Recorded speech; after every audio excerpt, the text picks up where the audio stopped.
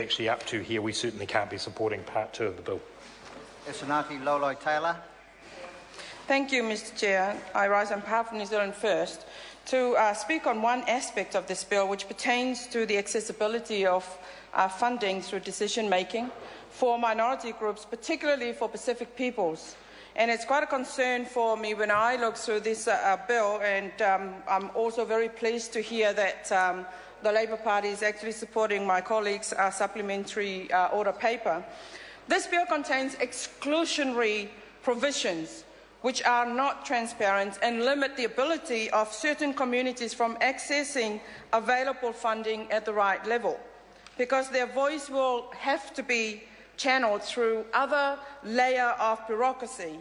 They have to go through a different layer because their voice is not considered good enough to be sitting around the same table or the same council where those that the Minister has elected to be part of the Arts Council. While New Zealand First supports the appointments of the Honourable Luamariva Winnie-Laban to the chair of the Council, we are concerned with how this bill would be perceived by those whom really need it the most. The restrictive process of attaining funding will inevitably make it more difficult for the purpose of accessing crucial funding that could go a long way for the communities that need it the most. And I'm talking about the Pacific community here. Their arts, their crafts, their dramas have been recognised by New Zealand to sell it or to market itself at the international level.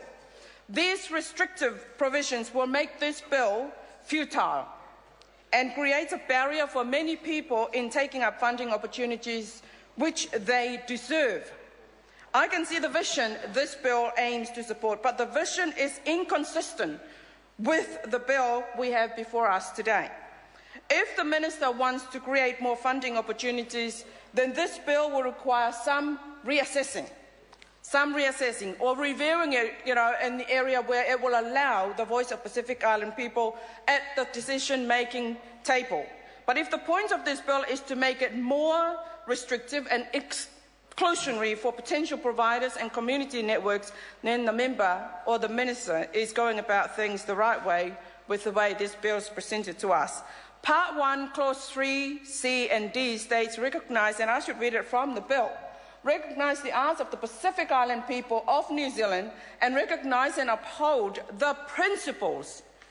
They talk about principles. What principle are you referring to when you don't even consider to have Pacific Island? I'm sorry, Mr. Chair, but when the Minister is not even considering the people or the voice of the Pacific Island people to be part of this decision-making.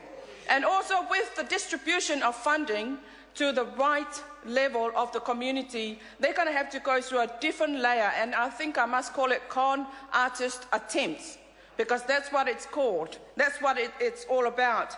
Mr. Speaker, there are many people out there who recognise Pacific arts to be unique and considered invaluable for New Zealand or to New Zealand's culture. Yet this bill takes away the opportunity for ordinary Pacific New Zealanders to have a fair access to the decision-making process of this funding at the right level. This bill is nothing but a layer of con-bureaucratic attempts that is being introduced to stop Pacific communities from having a voice through a committee. This bill aims to justify the government's efforts of eliminating Pacific organisations from being able to expand on their skills of Polynesian arts and also recognising the culture and the unique contribution that they have made to this country for many years. It is appalling to see ethnic group like Pacific being treated so unfairly, and I'm saying unfairly because they have worked really hard for this country. They have made this country to be their home, and yet their culture and their art is just being used and taken for granted. The Minister boasts about the uniqueness of Pacific arts. If not music, it's dance, drama, through a poem. One thing that I want to make clear is that the Pacific is not about, nor is it for the purpose of exploitation.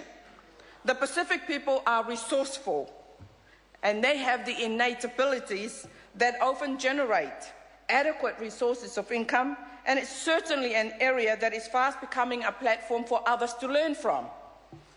New Zealand has a pivotal role to play in ensuring that our Pacific people in New Zealand receive the means to be self-reliant, self-efficient. Our Pacific people in Aotearoa, Mr. Chair, Senati Lole-Taylor. Our Pacific in Aotearoa don't want a handout. All they want is a hand up. That's what they want. This bill will fundamentally ensure that the Pacific Islands will require a platform from which to prosper and benefit from economic growth and development. This bill should be reviewed to avoid the Pacific artists being marginalised and overwhelmed by the new structure the Arts Council is actually introducing. And that's the reason why we believe that the SOP that it used to be in the name of Charles Chauvel, now it's in the name of Jacinda Ardern, it's a good SOP that should be supported because it really recognised the loophole that this bill has created. And I am going to be absolutely astounded if the bill is going to pass the way it is. It is a con artist in action, Mr. Chair, and it has no regard for the benefit of ordinary Pacific artists of our country. Thank you. Call Catherine Delahunty. Thank you very much, Mr. Chair. Ngā mihi nui ki te whānau o te Parramatta, ko tēnei pō.